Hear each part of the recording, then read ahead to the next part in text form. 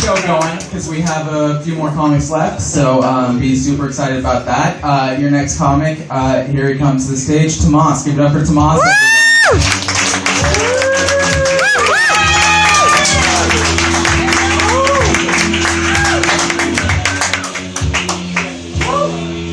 Hello, everybody. So my name is Tomas Flores, but I actually appreciate it if you call me Bachelor Flores.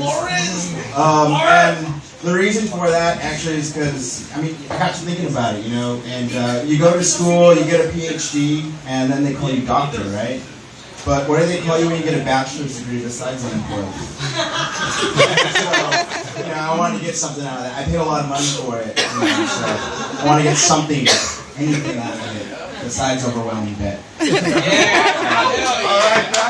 knows, maybe one day I'll get a master's degree and then everyone's going to have to call the brown man master. Could happen. Got a Kenyan president and all. So, my parents were really excited when I graduated from college because they had to wait a long time for that. Because I was the first one of my 4 siblings to go. And graduate, and I was also the youngest, so when I say they had to wait a long time, they had to really wait a long time, because, well, the brother who's nearest in age to me is 17 years older than I am. Surprise! My parents made some poor choices. So I do understand that I am the unintended consequence of sex at 40. So you guys really should remember that. It is an 18-year commitment. Or, if in the case of my parents, more like 5. But it's not that they neglected me, actually. It's more because they were just so old that they went past the part of being parents and went straight into being grandparents. I think I turned out okay, though. I still have candy for dinner, but... So after college, I went off and I became a high school English teacher for about 9 years. Yeah, it was tough work, and I just got burnt out.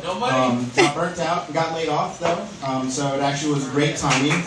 I was a year into a new mortgage and right in the middle of a recession, so everything was coming at me that time. A couple of years later, though, I landed right back on my feet. Now I work in Parks and Recreation, so it's a lot of fun. Yeah, it's nothing like the show, so don't be too excited.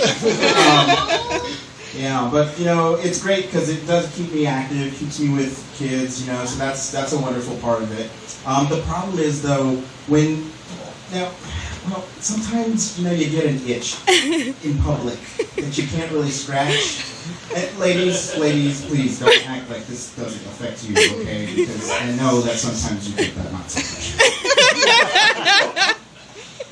I know with a lot of women. It's a problem. Just make it our secret. So, what do you do when you have an itch in crotchlamania? So, what I was trying to do was try to be really subtle about the whole thing, but I found that most of the time I was being subtle, I was actually drawing a lot more attention to myself. Like, I would try doing just like a quick jump, or just like a leg shake. And it's cool and all, because it worked, but then people started asking me what was wrong, or if I was like having a stroke or something. And I played it off when I was a teacher, just like, oh, I'm just copying you guys doing your pip walk. But when I started working in Parks and Recreation, I couldn't exactly get away with it that way. And a lot of what I do is teach kids about nature, so we go out to nature, we have nature walks, we're very quiet, and we're respectful of nature. We want to make sure that we don't scare away any of the animals. And then I get an itch. And then I go, all right, kids, 15 second Zumba time. Ready?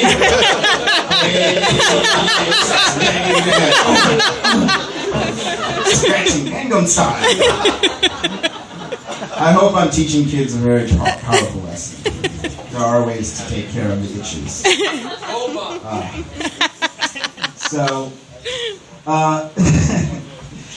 The good thing about working in Parks and Recreation is that it keeps me really active, and it's good because I decided a couple of years ago it was time for me to start losing some weight.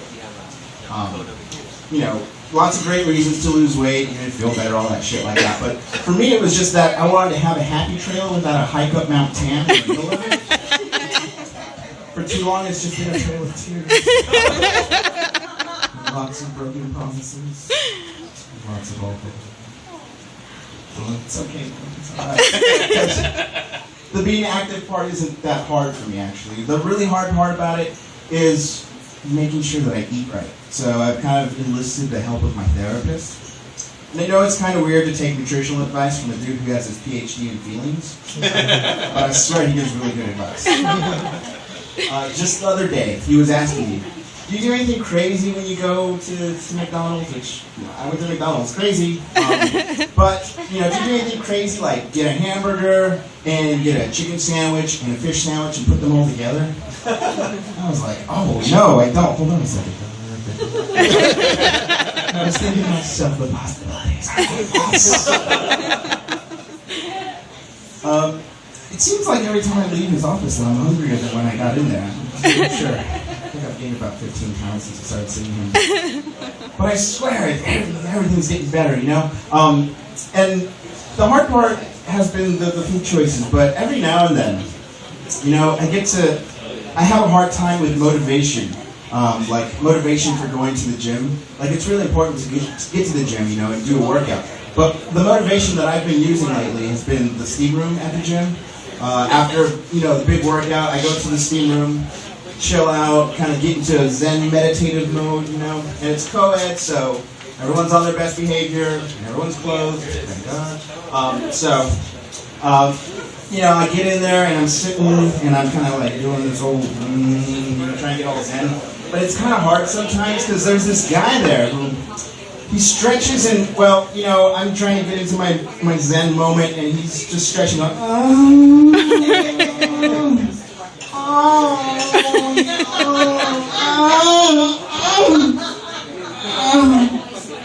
right? Kind of rude. A little bit of a turn on, but mostly rude. But at least he's really polite when he's got an itch in the land down under, because then he just does the cat daddy. Alright guys, that's my time. Keep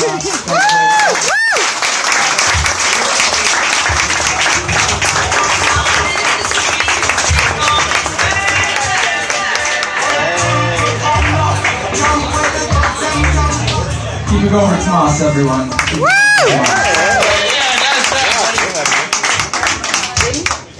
Okay, guys, we're going to keep this comedy train rolling.